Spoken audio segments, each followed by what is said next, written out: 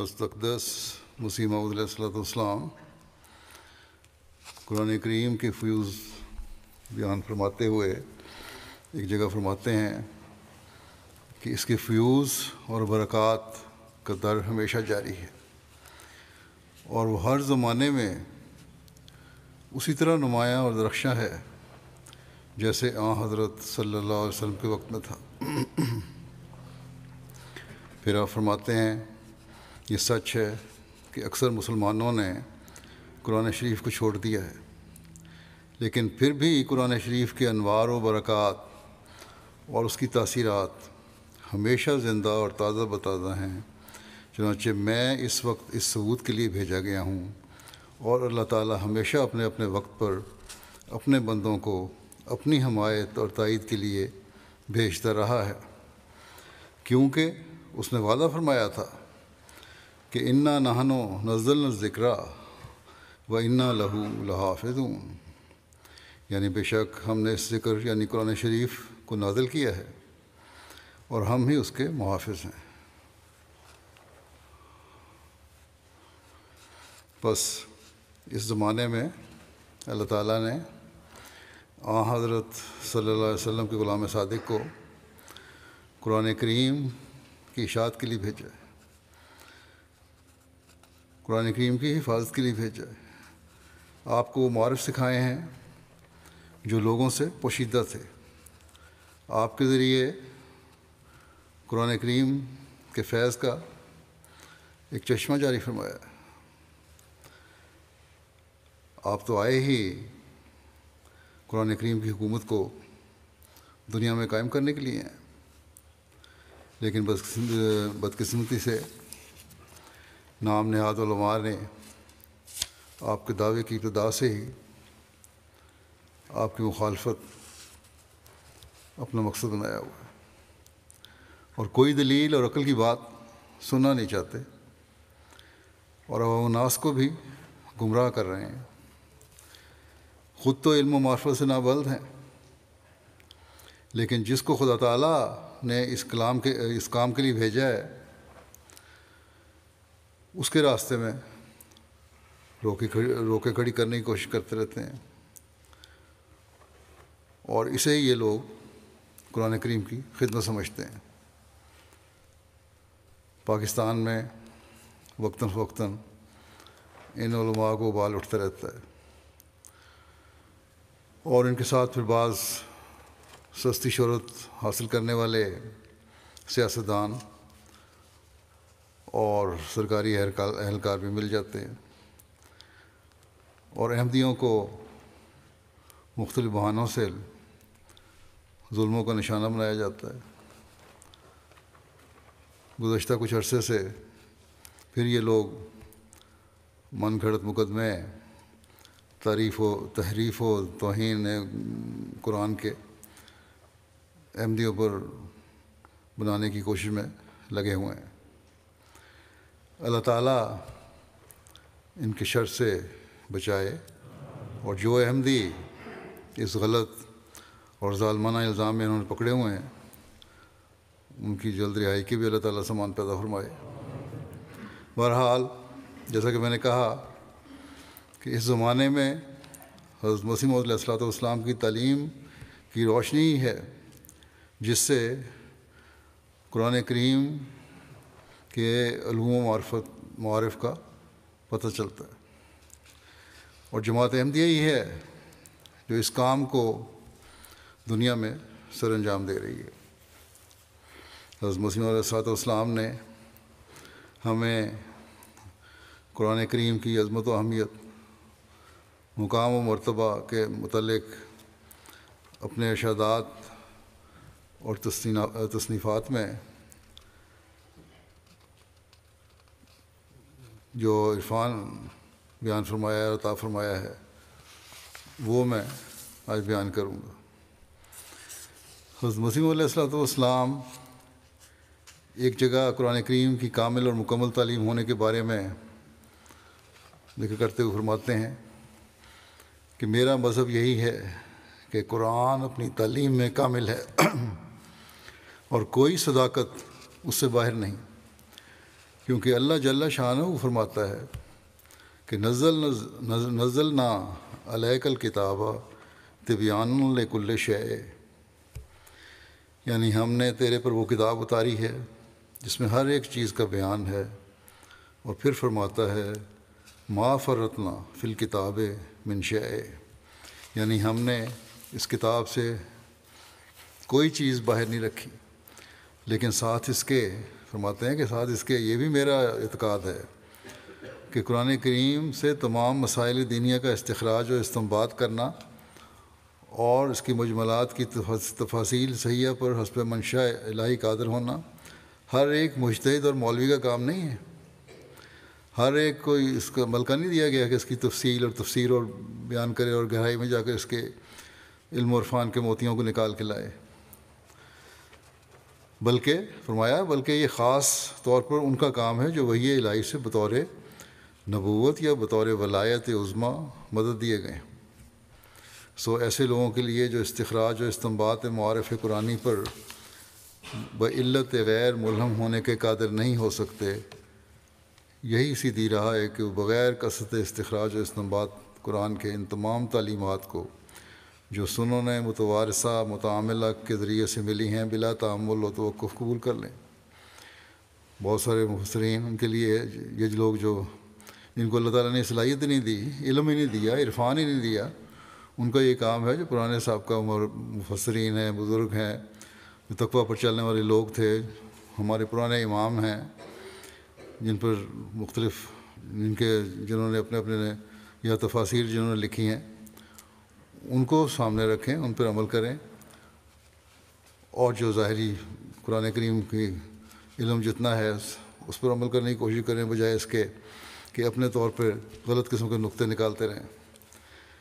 فرمایا اور جو لوگ وحی ولایت کی روشنی سے منور ہیں اور الا المطہرون کے گروہ میں داخل ہیں، ان سے بلا شبہ عادت اللہ یہی ہے کہ وہ وقتاً فوقتاً دقائق مخفیہ قرآن کے ان پر کھولتا رہتا ہے۔ جو اللہ تعالیٰ کے خاص بندے ہیں، اللہ تعالیٰ ان پر قرآن کریم کے گہرے علم کھولتا رہتا ہے، اور یہ بات ان پر ثابت کر دیتا ہے کہ کوئی زائد تعلیم حضرت صلی اللہ علیہ وسلم نے ہرگز نہیں دی۔ بعض لوگ کہتے ہیں حدیث جو ہے وہ میں یہ فرمایا، لیکن اللہ تعالیٰ جو علم اور عرفان عطا فرماتا ہے قرآن کریم کا، اس سے پتہ لگتا ہے کہ حضرت صلی اللہ علیہ وسلم نے کوئی قرآن کریم سے باہر بات نہیں کی۔ فرمایا بلکہ احادیث صحیحہ میں مجملات تو اشارات قرآن کریم کی تفصیل ہے، سو اس کے پانے سے اعجاز قرآن کریم ان پر کھل جاتا ہے۔ حدیثیں ہیں، ان میں بعض اشارے ایسے ملتے ہیں جس سے بعض آیتوں کی تفسیر ملتی ہے، اور قرآن کریم کا مضمون ان پر اور مزید کھلتا ہے۔ اور فرمایا اور نیز ان آیات بینات کی سچائی ان پر روشن ہو جاتی ہے، جو اللہ جل شانہ کو فرماتا ہے جو قرآن کریم سے کوئی چیز باہر نہیں ہے۔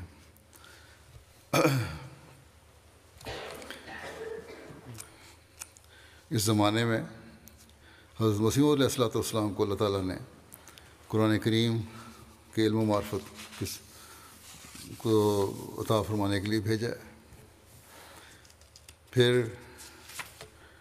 اس بات کو بیان فرماتے ہوئے کہ ہدایت کا اول ذریعہ قرآن ہے، حضرت مسیح علیہ السلام فرماتے ہیں میرا مذہب یہ ہے کہ 3 چیزیں ہیں کہ جو تمہاری ہدایت کے لیے خدا نے تمہیں دی ہیں۔ سب سے اول قرآن ہے، جس میں خدا کی توحید اور جلال اور عظمت کا ذکر ہے، اور جس میں ان اختلافات کا فیصلہ کیا گیا ہے جو یہود اور نصارہ میں تھے، جیسا کہ اختلاف اور غلطی کہ عیسیٰ بن مریم صلیب کے ذریعے قتل کیا گیا اور وہ لعنتی ہوا اور دوسرے نبیوں کی طرح اس کا رفع نہیں ہوا۔ یعنی اللہ تعالیٰ نے یہ یہودیوں کا نظریہ ہے کہ اللہ تعالیٰ نے حضرت عیسیٰ کو اپنے قرب سے نہیں نوازا، لیکن فرمایا اسی طرح قرآن میں منع کیا گیا ہے کہ بجز خدا کے ایک تو یہ اس کی نفی کر دی کہ جو حضرت عیسیٰ پہ الزام ہے وہ غلط ہے، دوسرا فرمایا قرآن میں منع کیا گیا ہے کہ بجز خدا کے تم کسی چیز کی عبادت نہ کرو، نہ انسان کی، نہ حیوان کی، نہ سورج کی، نہ چاند کی، اور نہ کسی اور ستارے کی، اور نہ اسباب کی،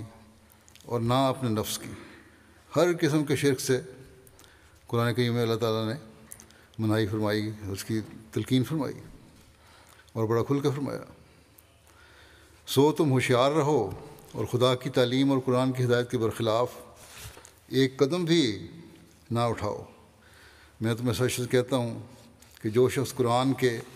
700 حکم میں سے ایک چھوٹے سے حکم کو بھی ٹالتا ہے، وہ نجات کا دروازہ اپنے ہاتھ سے اپنے پر بند کرتا ہے۔ حقیقی اور کامل نجات کی راہیں قرآن نے کھول لیں اور باقی سب اس کے ذل تھے۔ سو تم قرآن کو تدبر سے پڑھو، قرآن کو تدبر سے پڑھو اور اس سے بہت ہی پیار کرو، ایسا پیار کہ تم نے کسی سے نہ کیا، کیونکہ جیسا کہ خدا نے مجھے مخاطب کر کے فرمایا ہے، فرماتے ہیں کہ مجھے خدا نے مخاطب کر کے فرمایا ہے الہاماً کہ الخیر کلہ فی القرآن، کہ تمام قسم کی بھلائیاں قرآن میں ہیں۔ یہی بات سچ ہے، افسوس ان لوگوں پر جو کسی اور چیز کو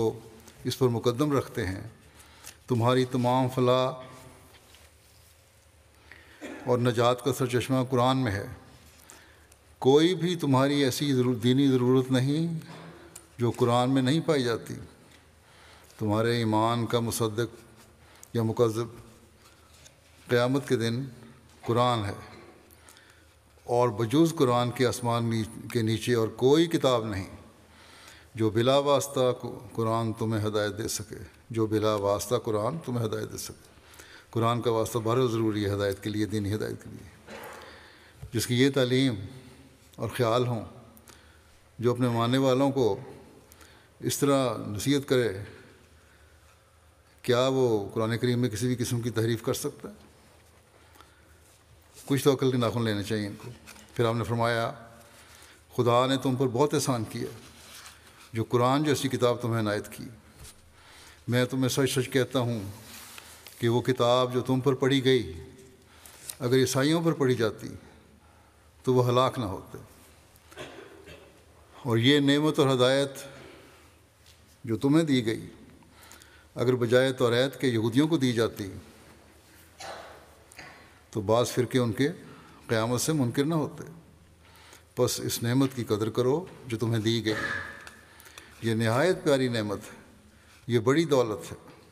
اگر قرآن نہ آتا تو تمام دنیا ایک گندے مضغے کی طرح تھی، ایک خون کے لوتھڑے کی طرح تھی۔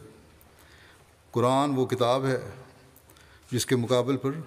تمام ہدایتیں ہیچ ہیں۔ انجیل کے لانے والا وہ روح القدس تھا جو کبوتر کی شکل پر ظاہر ہوا، جو ایک ضعیف اور کمزور جانور ہے۔ یہی کہا جاتا ہے نا، کبوتر کی شکل میں جبرائیل جس عیسیٰ علیہ السلام پر آئے، فرمایا کہ یہ تو کمزور پرندہ ہے جس کو بلی بھی پکڑ سکتی ہے۔ اسی لیے عیسائی دن بدن کمزوری کے گڑھے میں پڑتے گئے اور روحانیت ان میں باقی نہ رہی۔ اور اب تو یہ حال ہے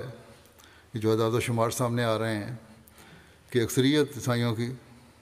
ہے جو عیسائیت سے انکاری ہو رہے ہیں اور عیسائیت کو چھوڑ رہے ہیں، اس لیے کہ روحانیت نہیں مل رہی ان کو۔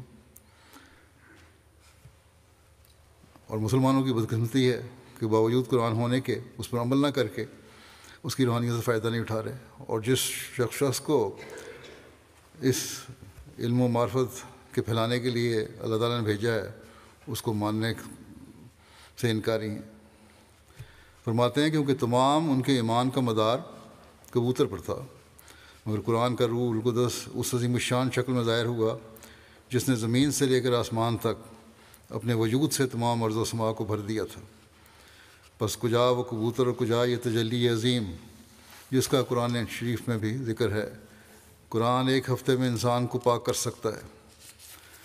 اگر صحیح طرح اس پہ عمل کیا جائے ان کے حکموں پر، تو ایک ہفتے میں انسان کو پاک کر سکتا ہے۔ اگر سوری یا مانوی اعراض نہ ہو تو قرآن تم کو نبیوں کی طرح کر سکتا ہے اگر تم خود اس سے نہ بھاگو۔ یعنی اگر مکمل طور پر قرآن کریم کی تعلیم پر عمل ہو اور اس کے ہر حکم کی پابندی ہو تو نبیوں کے رنگ میں انسان رنگین ہو سکتا ہے۔ یہ ایک انتہائی مقام ہے جو قرآن کریم کے برکات سے انسان جن سے فیض پا سکتا ہے۔ فرمایا بجوز قرآن کس کتاب نے اپنی ابتدا میں ہی اپنے پڑھنے والوں کو یہ دعا سکھلائی اور یہ امید دی کہ اہدنا الصراط المستقیم صراط الذین انعمت علیہم، یعنی ہمیں اپنی ان نعمتوں کی راہ دکھلا جو پہلوں کو دکھلائی گئی، جو نبی اور رسول اور صدیق اور شہید اور صالح تھے۔ فرماتے ہیں بس اپنی ہمتیں بلند کر لو اور قرآن کی دعوت کو رد مت کرو کہ وہ تمہیں وہ نعمتیں دینا چاہتا ہے جو پہلوں کو دی تھیں۔ اسی طرح قرآن کے بعد دوسری ہدایت کا ذریعہ آپ نے فرمایا سنت ہے نبی صلی اللہ علیہ وسلم، اور تیسرا ذریعہ حدیث ہے، کیونکہ وہ بہت عرصے کے بعد آئیں، کئی سال کے بعد، بلکہ 100 سال سے زیادہ عرصے کے بعد، بشرطے کہ یہ حدیثیں قرآن اور سنت کے منافی نہ ہوں۔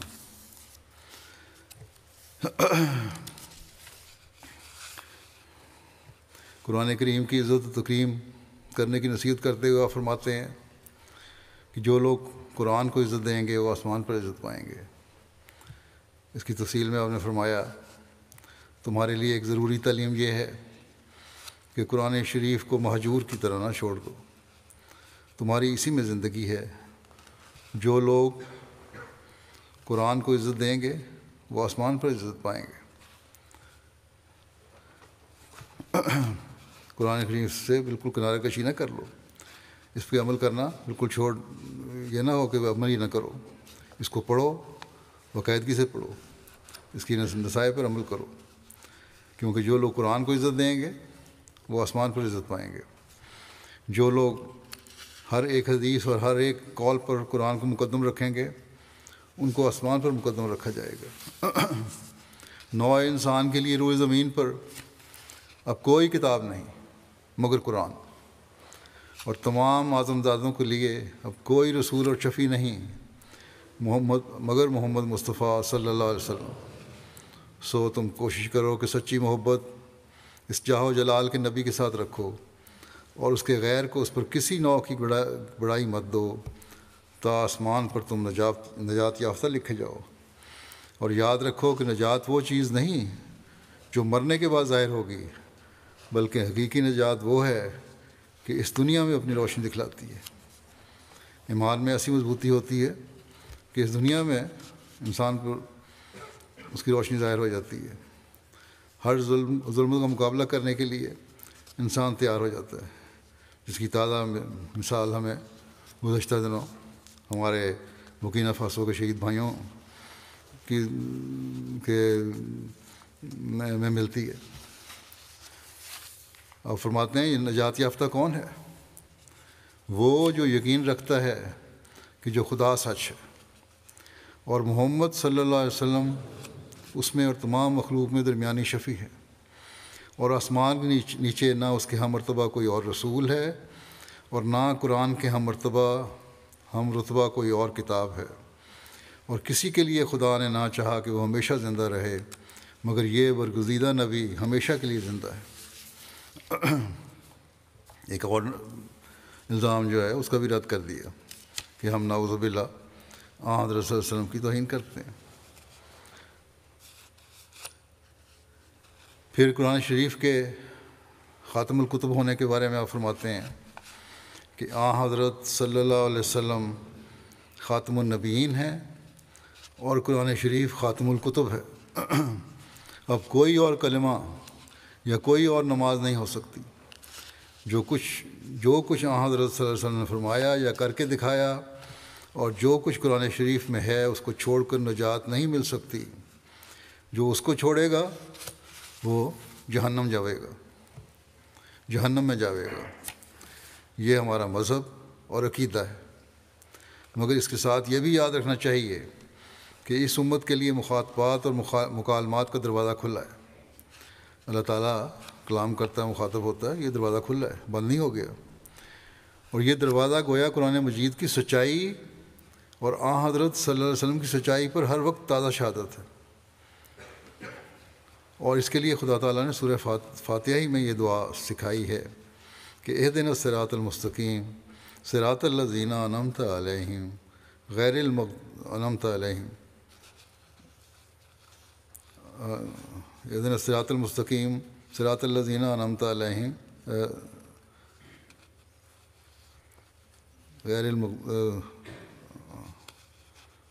ٹھیک ہے، اس کو فرمایا کہ انعمت علیہم کی راہ کے لیے جو دعا سکھلائی ہے، انعمت علیہم کی راہ کے لیے جو دعا سکھلائی، تو اس میں انبیاء علیہم السلام کے کمالات کے حصول کا اشارہ ہے، اور یہ ظاہر ہے کہ انبیاء علیہم السلام کو جو کمال دیا گیا وہ معرفت الہی ہی کا کمال تھا، اور یہ نعمت ان کو مکالمات اور مخاطبات سے ملی تھی، اسی کے تم بھی خواہاں رہو۔ بس اس نعمت کے لیے خیال کرو کہ قرآن شریف اس دعا کی تو ہدایت کرتا ہے، مگر اس کا ثمرہ کچھ بھی نہیں، یا اس کا ثمرہ کچھ بھی نہیں، یا اس امت کے کسی فرد کو بھی یہ شرف نہیں مل سکتا۔ ایک تو یہ دعا کرتے ہو، اللہ تعالیٰ تو کہتا ہے کہ تم سب دعا کرو، اور جو اس مقام تک پہنچے ہیں ان کو یہ مقام مل سکتے ہیں، لیکن آپ فرماتے ہیں کہ عجیب حالت ہے مسلمانوں کی کہ اللہ تعالیٰ نے یہ دعا سکھلائی ہے، اور پھر یہ کہتے ہیں کسی ایک شخص کو بھی کجا یہ کہ بہت ساروں کو ملے، ایک شخص کو بھی نہیں مل سکتا، ایک شخص بھی ایسا نہیں کہ امت میں جس کو یہ مقام مل سکے۔ فرمایا اور قیامت تک یہ دروازہ بند کر دیا ہے، بند ہو گیا ہے ان لوگوں کے نزدیک۔ بتاؤ اس سے اسلام اور آن حضرت صلی اللہ علیہ وسلم کی حد تک ثابت ہوگی یا کوئی خوبی ثابت ہوگی؟ نظام تو ہمیں دیتے ہو، اب تم بتاؤ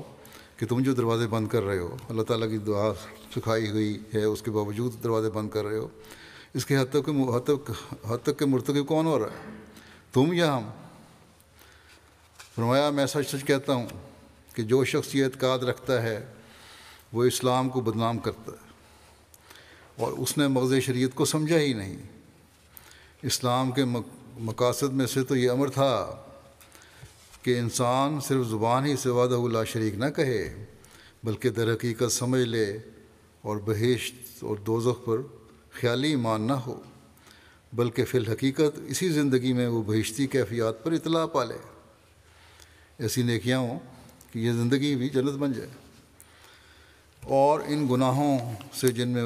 وحشی انسان مبتلا ہیں نجات پا لے۔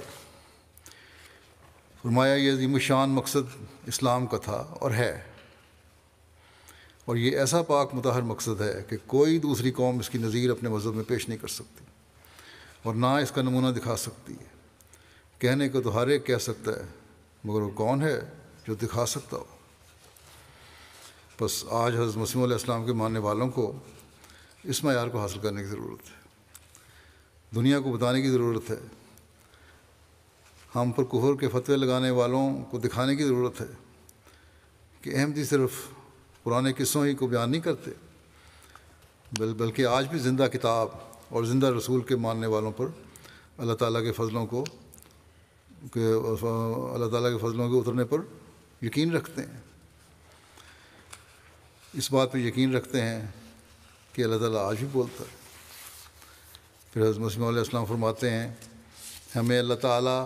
نے وہ نبی دیا جو خاتم المومنین، خاتم العارفین، خاتم النبیین ہے، اور اسی طرح پر وہ کتاب اس پر نازل کی جو جامع الکتب اور خاتم الکتب ہے۔ رسول اللہ صلی اللہ علیہ وسلم جو خاتم النبیین ہیں، اور آپ صلی اللہ علیہ وسلم پر نبوت ختم ہو گئی، تو یہ نبوت اس طرح پر ختم نہیں ہوئی جیسے کوئی گلا گھونٹ کر ختم کر دے، ایسا ختم قابل فخر نہیں ہوتا، بلکہ رسول اللہ صلی اللہ علیہ وسلم پر نبوت ختم ہونے سے یہ مراد ہے کہ طبعی طور پر آپ صلی اللہ علیہ وسلم پر کمالات نبوت ختم ہو گئے، یعنی وہ تمام کمالات متفرقہ جو آدم سے لے کر مسیح ابن مریم تک نبیوں کو دیے گئے تھے، کسی کو کوئی اور کسی کو کوئی، وہ سب کے سب آن حضرت صلی اللہ علیہ وسلم میں جمع کر دیے گئے،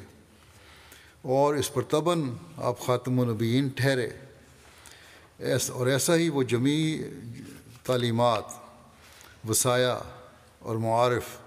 جو مختلف کتابوں میں چلے آتے ہیں وہ قرآن شریف پر آ کر ختم ہو گئے اور قرآن شریف خاتم الکتب ٹھہرا۔ پھر آپ فرماتے ہیں خاتم النبیین کا لفظ جو حضرت صلی اللہ علیہ وسلم پر بولا گیا ہے بجائے خود چاہتا ہے اور بالطبع اسی لفظ میں ہی رکھا گیا ہے کہ وہ کتاب جو حضرت صلی اللہ علیہ وسلم پر نازل ہوئی ہے وہ بھی خاتم الکتب ہو اور سارے کمالات اس میں موجود ہوں، اور حقیقت میں وہ کمالات اس میں موجود ہیں، کیونکہ کلام الہی کے نزول کا عام قاعدہ اور اصول یہ ہے کہ جس قدر قوت قدسی اور کمال باطنی اس شخص کا ہوتا ہے جس پر کلام الہی نازل ہوتا ہے، اسی قدر قوت اور شوکت اس کلام کی ہوتی ہے۔ حضرت صلی اللہ علیہ وسلم کی قوت قدسی اور کمال باطنی چونکہ اعلیٰ سے اعلیٰ درجے کا تھا، جس سے بڑھ کر کسی انسان کا نہ کبھی ہوا اور نہ آئندہ ہوگا، ایسا اعلیٰ درجے کا کمال ہے نہ کبھی ہوا نہ آئندہ ہوگا۔ نعوذ باللہ پہ الزام کہ ہم حضرت مسیح علیہ السلام کو آپ سے بڑا سمجھتے ہیں، نعوذ باللہ، اور ہم توہین رسالت کے مرتکب ہوتے ہیں۔ ان الفاظ کے بعد کوئی عقل مند اور انصاف پسند یہ نہیں کہہ سکتا کہ احمدی کسی بھی طرح توہین رسالت کے مرتکب ہے۔ فرمایا اس لیے قرآن شریف بھی تمام پہلی کتابوں اور صحائف سے اس اعلیٰ مقام اور مرتبہ پر واقع ہوا ہے جہاں تک کوئی دوسرا کلام نہیں پہنچا، کیونکہ حضرت صلی اللہ علیہ وسلم کی استعداد اور قوت قدسی سب سے بڑی ہوئی تھی اور تمام مقامات کمال آپ پر ختم ہو چکے تھے اور آپ انتہائی نقطے پر پہنچے ہوئے تھے۔ اس مقام پر قرآن شریف جو آپ پر نازل ہوا کمال کو پہنچا ہوا ہے، اور جیسے نبوت کے کمالات آپ پر ختم ہو گئے اسی طرح اعجاز کلام کے کمالات قرآن شریف میں ختم ہو گئے۔ آپ خاتم النبیین ٹھہرے اور آپ کی کتاب خاتم الکتب ٹھہری۔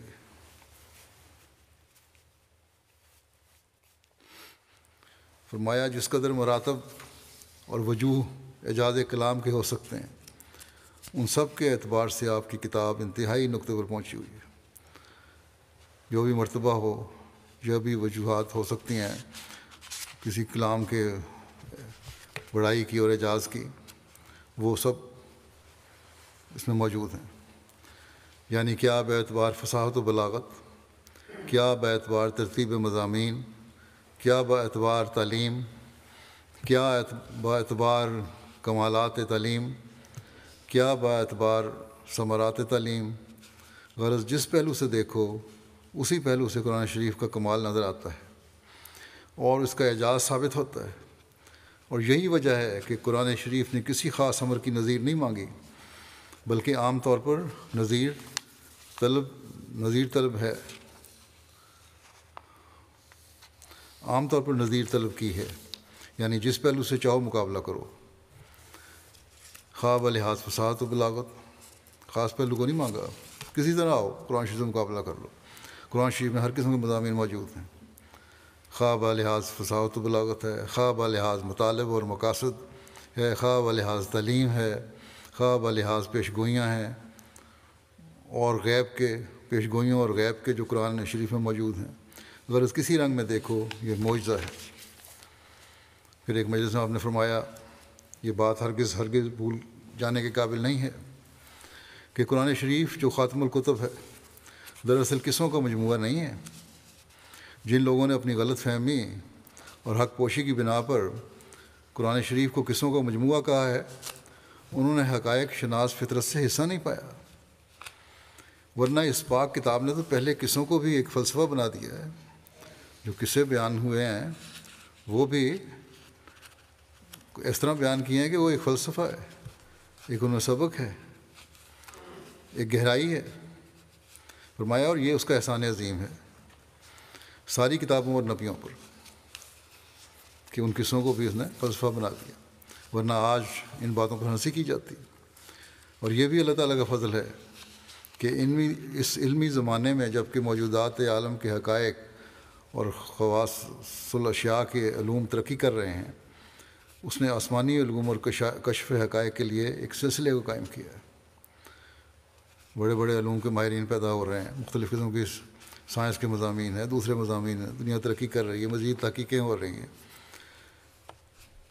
اس کے لیے سلسلہ قائم کر دیا، اور اس سلسلے میں اس کی تفسیر قرآن کریم کے علم سے ہی علم حاصل کر کے، تعلیم سے ہی علم حاصل کر کے پھر حضرت مسیح علیہ السلام نے ان سب کا بیان فرمایا ہے کہ کس طرح سائنس اور مذہب میں ایک یکجائی ہے۔ فرمایا جس نے ان تمام باتوں کو فیض آوج کے زمانے میں ایک معمولی قسم سے بڑھ کر بکت نہ رکھتی تھیں، اور اس سائنس کے زمانے میں اس پر ہنسی ہو رہی، اس سائنس کے زمانے میں اس پر ہنسی ہو رہی تھی، جو اندھیرا زمانہ تھا، ایک جہالت کا زمانہ تھا، اکا دکا علماء نظر آتے تھے اسلام میں، اس وقت ان باتوں کو، اس وقت کی باتیں پھیلی ہوئی ہیں، لوگ ہنستے تھے، سائنسدان ہنستے تھے کہ کیا ہے، لیکن قرآن کریم نے آپ کو بھیج کر اور اس کی تفسیر جو آپ نے بیان کی، تشریح جو بیان فرمائی، اور جس طرح اس کا عرفان بیان فرمایا، علمی پیرائے میں فرمایا کہ علمی پیرائے میں فلسفہ کی صورت پیش کر دی۔ مسلمانوں کو تو اللہ تعالیٰ کا شکر ادا کرنا چاہیے کہ اس نے اس زمانے میں اپنے وعدے کے مطابق قرآن کریم کی حقیقی تعلیم کو بیان کرنے کے لیے اپنے فرستادے کو بھیجا، جس نے اسلام کی تعلیم کے اوپر جو جہالت کے الزامات تھے ان سب کو دور کر دیا۔ پھر قرآن کریم پر ایمان اور اس کی پیروی کو آپ کس قدر ضروری خیال فرماتے تھے، اور اس کو ایمان کا حصہ یقین رکھتے تھے۔ اس کی تفصیل بیان فرماتے ہوئے فرماتے ہیں، میں قرآن کریم اور حضرت صلی اللہ علیہ وسلم کی پیروی سے ذرا ادھر ادھر ہونا بے ایمانی سمجھتا ہوں۔ میرا عقیدہ یہی ہے کہ جو اس کو ذرا بھی چھوڑے گا وہ جہنمی ہے۔ پھر اس عقیدے کو نہ صرف تقریروں میں فرمایا کہ پھر اس عقیدے کو نہ صرف تقریروں میں بلکہ 60 کے قریب اپنی تصنیفات میں بڑی وضاحت سے بیان کیا ہے میں نے، اور دن رات مجھے یہی فکر اور خیال رہتا ہے۔ آپ نے فرمایا کہ ہمارے مخالفین جھٹ کفر کا فتویٰ ہم پہ لگا دیتے ہیں، اگر کوئی بات سنتے ہیں ہماری طرف سے تو انصاف کا تقاضا تو یہ تھا، اللہ تعالیٰ کا خوف رکھتے ہوئے، کہ ہم سے پوچھتے کہ یہ بات تم نے کی ہے یا نہیں کی، اور اگر کی ہے تو یہ تو اسلام کے مطابق نہیں ہے، اس کی وضاحت کرو۔ لیکن نہیں، فرمایا کہ ان کو ذرا بھی پرواہ نہیں ہے، صرف کہ کفر کے فتوے لگانے پر تلے ہوئے ہیں۔ بس ہم نے تو جو بیان کیا اسلام کی اور قرآن کی تعلیم کی روشنی میں کیا ہے، اور یہی ہمارا عقیدہ ہے، اور اسی مطابق ہم عمل کرتے ہیں۔ قرآن شریف اور قانون قدرت کی ہم آہنگی کو بیان فرماتے ہوئے فرماتے ہیں، پاک اور کامل تعلیم قرآن شریف کی ہے جو انسانی درخت کی ہر ایک شاخ کی پرورش کرتی ہے،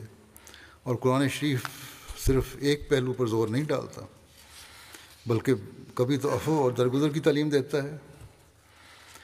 مگر اس شرط سے کہ عفو کرنا قرین مصلحت ہو، اور کبھی مناسب حال اور وقت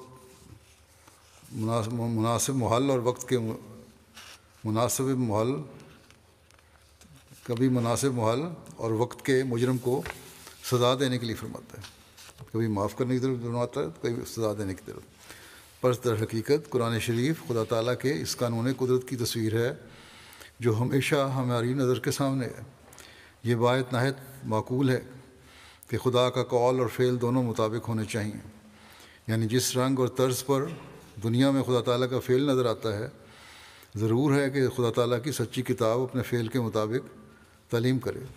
عام قانون قدرت ہم دیکھتے ہیں اللہ تعالیٰ معاف فرماتا ہے، کہیں سزا پکڑ کرتا ہے، کبھی چھوڑ رہا ہوتا ہے، اور وہی جو اصول ہے وہ دینی تعلیم میں بھی ہونا چاہیے، اپنی اس مذہبی کتاب میں بھی ہونا چاہیے، اور قرآن شریف میں ہے۔ فرمایا نہ یہ کہ فعل سے کچھ اور ظاہر ہو، کچھ اور ظاہر ہو، اور قول سے کچھ اور ظاہر ہو۔ خدا تعالیٰ کے فعل میں ہم دیکھتے ہیں کہ ہمیشہ نرمی اور درگزر نہیں، بلکہ وہ مجرموں کو طرح طرح کے عذابوں سے سزا یاب بھی کرتا ہے۔ ایسے عذابوں کا پہلی کتابوں میں بھی ذکر ہے۔ ہمارا خدا صرف حلیم خدا نہیں، بلکہ وہ حکیم بھی ہے، اور اس کا قہر بھی عظیم ہے۔ سچی کتاب وہ کتاب ہے جو اس کے قانون کی قدرت کے مطابق ہے، اور سچا قول الہی وہ ہے جو اس کے فعل کے مخالف نہیں۔ ہم نے کبھی مشاہدہ نہیں کیا کہ خدا نے اپنی مخلوق کے ساتھ ہمیشہ حلم اور درگزر کا معاملہ کیا ہو اور کوئی عذاب نہ آیا ہو۔ اب بھی ناپاک طبع لوگوں کے لیے خدا تعالیٰ نے میرے ذریعے سے ایک عظیم الشان اور ہیبت ناک زلزلے کی خبر دے رکھی ہے جو ان کو ہلاک کرے گا۔ یہ اس وقت تھا جب زلزلے کی آپ نے پیشگوئی فرمائی تھی۔ الہ فرماتے ہیں دنیا میں ایک قرآن ہی ہے جس نے خدا کی ذات اور صفات کو خدا کے اس قانون قدرت کے مطابق ظاہر فرمایا ہے جو خدا کے فعل سے دنیا میں پایا جاتا ہے، اور جو انسانی فطرت اور انسانی ضمیر میں منقوش ہے۔ عیسائی صاحبوں کا خدا صرف انجیل کے ورقوں میں محبوس ہے، اور جس تک انجیل نہیں پہنچی وہ اس خدا سے بے خبر ہے۔ لیکن جس خدا کو قرآن پیش کرتا ہے اس سے کوئی شخص ذوی العقول میں سے بے خبر نہیں ہے۔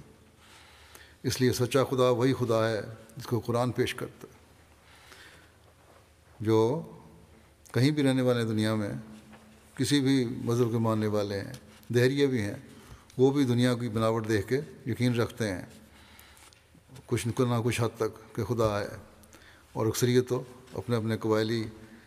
مذہب کے لحاظ سے بھی یقین رکھتی ہے۔ بہرحال آپ نے فرمایا کہ قرآن کریم میں خدا تو یہ ہے جو خود ظاہر کرتا ہے اپنے آپ کو، عیسائیوں کی طرح نہیں،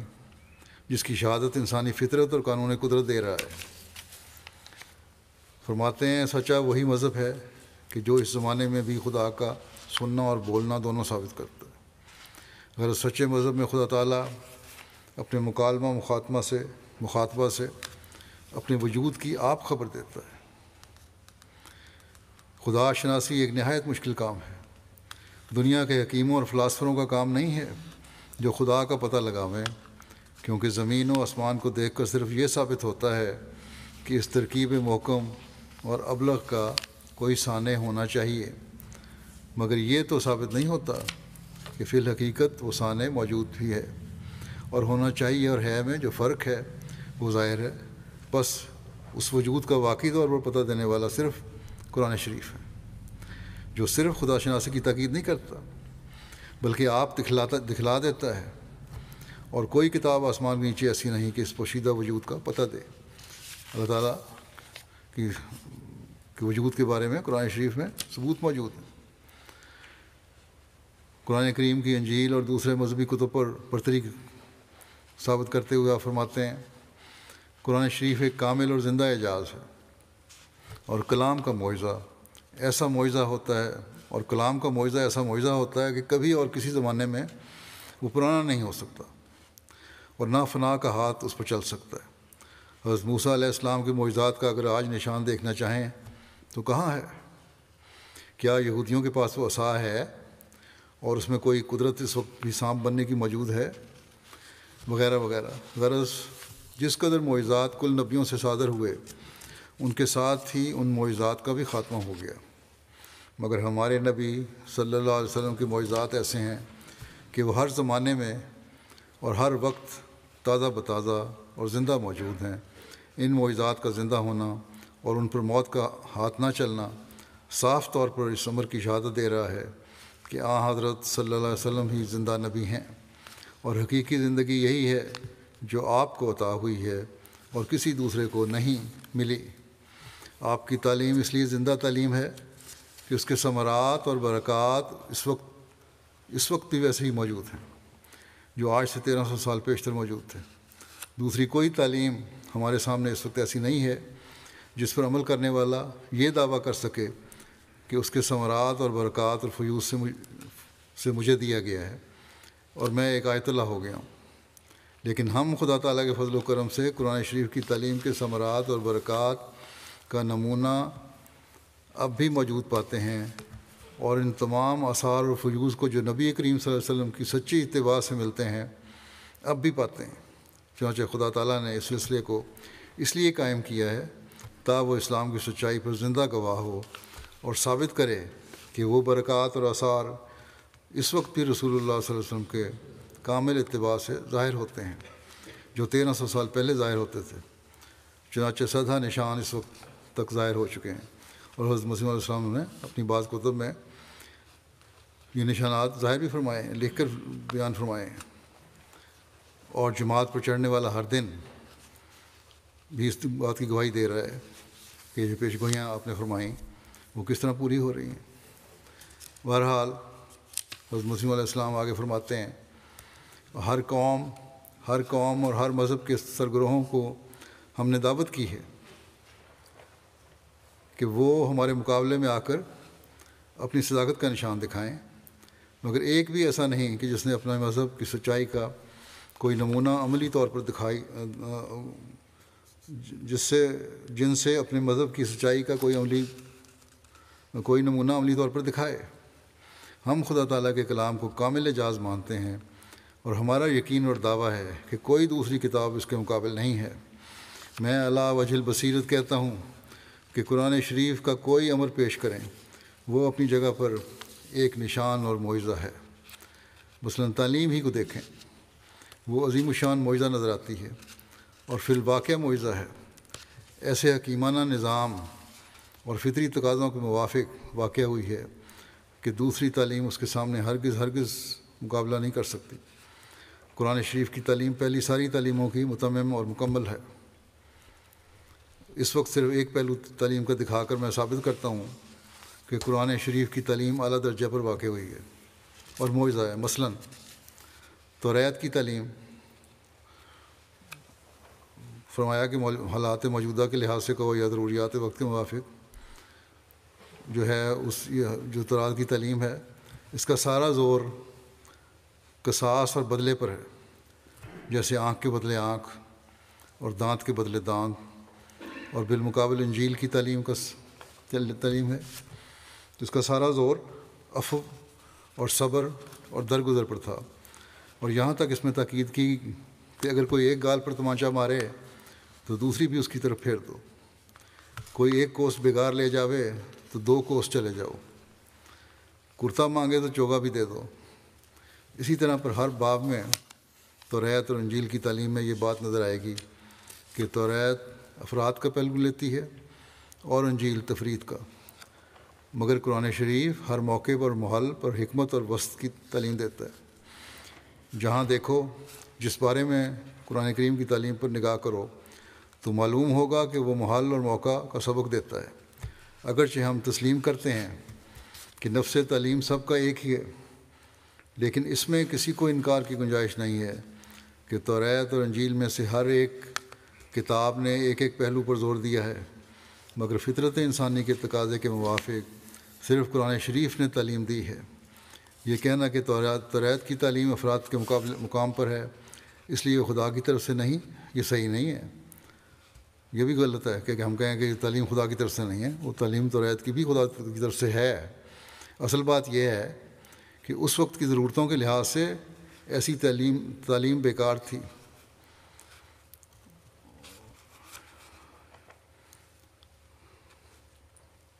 اور چونکہ توریت یا انجیل قانون مختص المقام کی طرح تھی، اس لیے یعنی جو بیلنس تعلیم تھی جو اب ملی ہے وہ اس وقت بیکار تھی۔ اس زمانے میں ضرورت تھی اس تعلیم کی جو توریت میں دی گئی، اور چونکہ توریت یا انجیل قانون مختص المقام کی طرح تھی، جو انجیل اور قرآن کی تعلیم ہے وہ اس جگہ کے لیے تھی،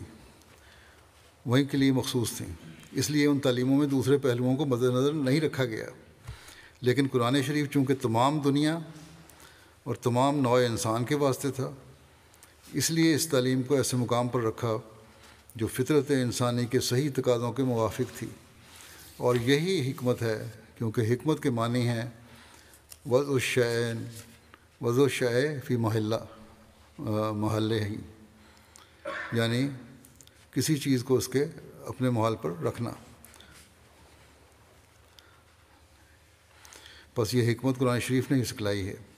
توریت جیسا کہ بیان کیا ہے ایک بیجا سختی پر زور دے رہی ہے اور انتقامی قوت کو بڑھاتی ہے، اور انجیل بالمقابل بیہودہ عفو پر زور مارتی ہے۔ قرآن شریف نے ان دونوں کو چھوڑ کر حقیقی تعلیم دی۔ جزاء و سیئۃ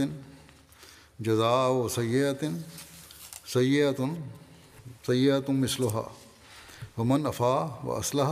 فاجرہ علی اللہ۔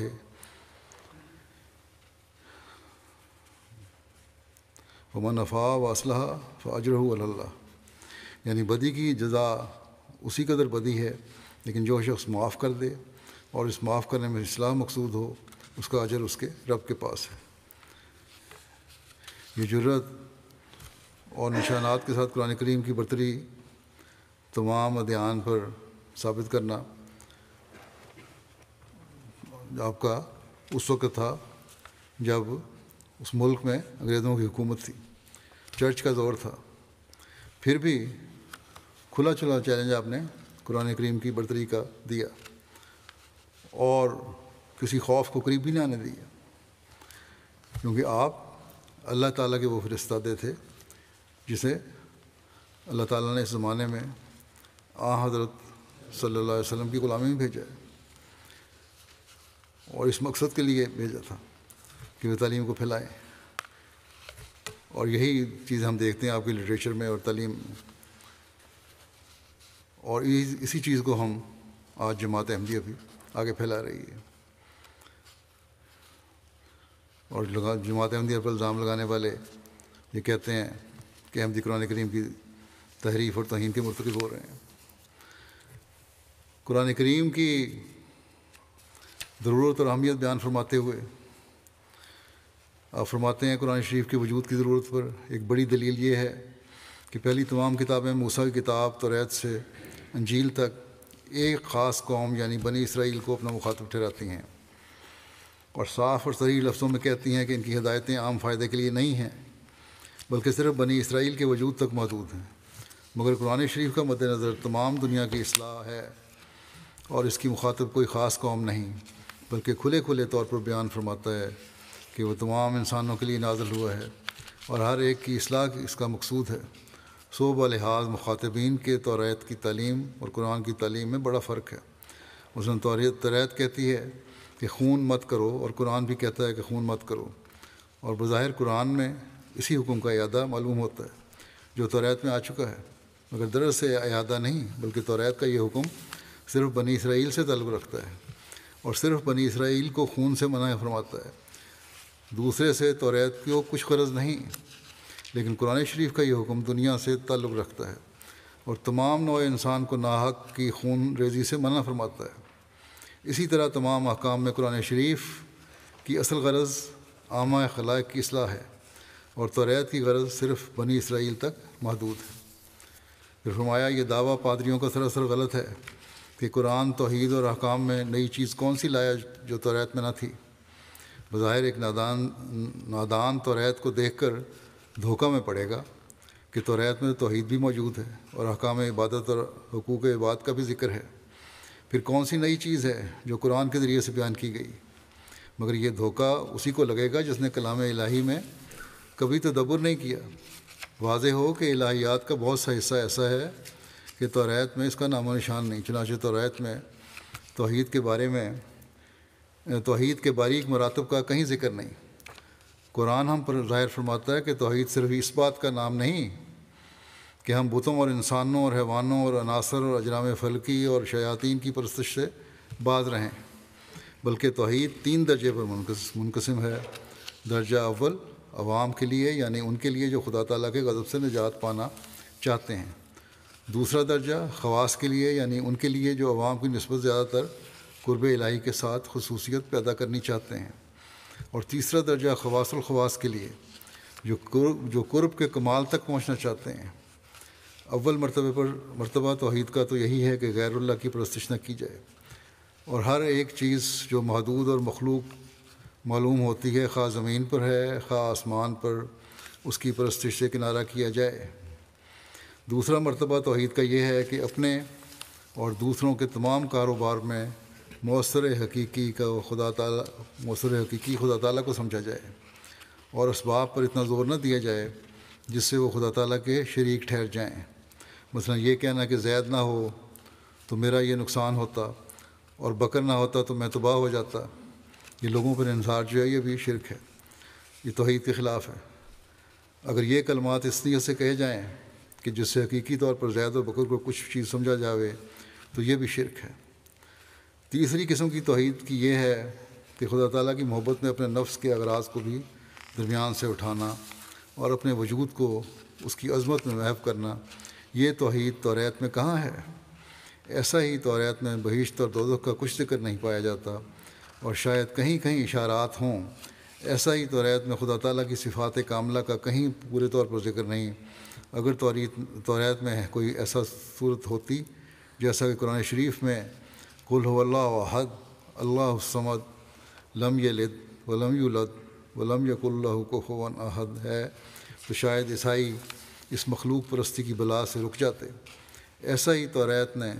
حقوق کے مدارج کو پورے طور پر بیان نہیں کیا، لیکن قرآن نے اس تعلیم کو بھی کمال تک پہنچایا ہے۔ مثلا وہ فرماتا ہے ان اللہ یامر بالعدل والاحسان و ایتاء ذی القربیٰ، یعنی خدا حکم کرتا ہے کہ تم عدل کرو، اور اس سے بڑھ کر یہ کہ تم احسان کرو، اور اس سے بڑھ کر یہ کہ تم لوگوں سے کی ایسے طور سے خدمت کرو جیسے کوئی قرابت کے جوش سے خدمت کرتا ہے، یعنی بنی نوع سے تمہاری ہمدردی جوش طبع سے ہو، کوئی ارادہ احسان رکھنے کا نہ ہو، جیسا کہ ماں اپنے بچے سے ہمدردی رکھتی ہے۔ ایسا ہی توریت میں خدا کی ہستی اور اس کی وحدانیت اور اس کی صفات کاملہ کو دلائل عقلیہ سے ثابت کر کے نہیں دکھلایا، لیکن قرآن شریف نے ان تمام عقائد اور نیز ضرورت الہام اور نبوت کو دلائل عقلیہ سے ثابت کیا ہے، اور ہر ایک بحث کو فلسفے کے رنگ میں بیان کر کے حق کے طالبوں پر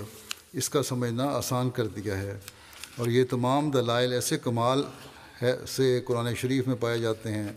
کہ کسی کی مقدور میں نہیں کہ مثلا ہستی باری تعالیٰ پر کوئی ایسی دلیل پیدا کر سکے جو قرآن شریف میں موجود نہ ہو۔ ما سوا اس کے قرآن شریف کے وجود کی ضرورت پر ایک بڑی دلیل یہ ہے کہ پہلی تمام کتابیں موسیٰ کی کتاب توریت سے انجیل تک ایک خاص قوم یعنی بنی اسرائیل کو اپنا مخاطب ٹھہراتی ہیں، اور صاف اور صریح لفظوں میں کہتی ہیں کہ ان کی ہدایتیں عام فائدے کے لیے نہیں بلکہ صرف بنی اسرائیل کے وجود تک محدود ہیں۔ مگر قرآن شریف کا مد نظر تمام دنیا کی اصلاح ہے، اور اس کی مخاطب کوئی خاص قوم نہیں بلکہ کھلے طور پر بیان فرماتا ہے کہ وہ تمام انسانوں کے لیے نازل ہوا ہے، اور ہر ایک کی اصلاح اس کا مقصود ہے۔ قرآن کریم کے فضائل اور مقام اور مرتبہ اور برتری اور بھی مختلف حوالے ہیں جو انشاءاللہ آئندہ بیان ہوں گے کبھی۔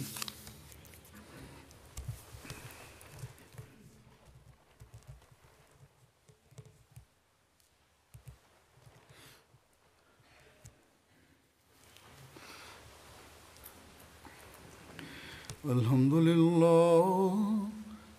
للہ نحمدہ ونستعینہ ونستغفرہ ونؤمن بہ ونتوکل علیہ ونعوذ باللہ من شرور انفسنا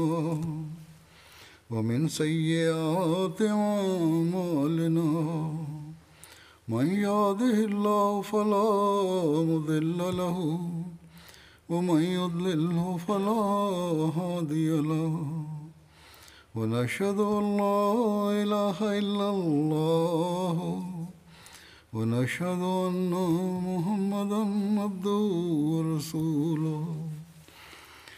عباد الله رحمكم الله إن الله يأمر بالعدل والإحسان وإيتاء ذي القربى وينهى عن الفحشاء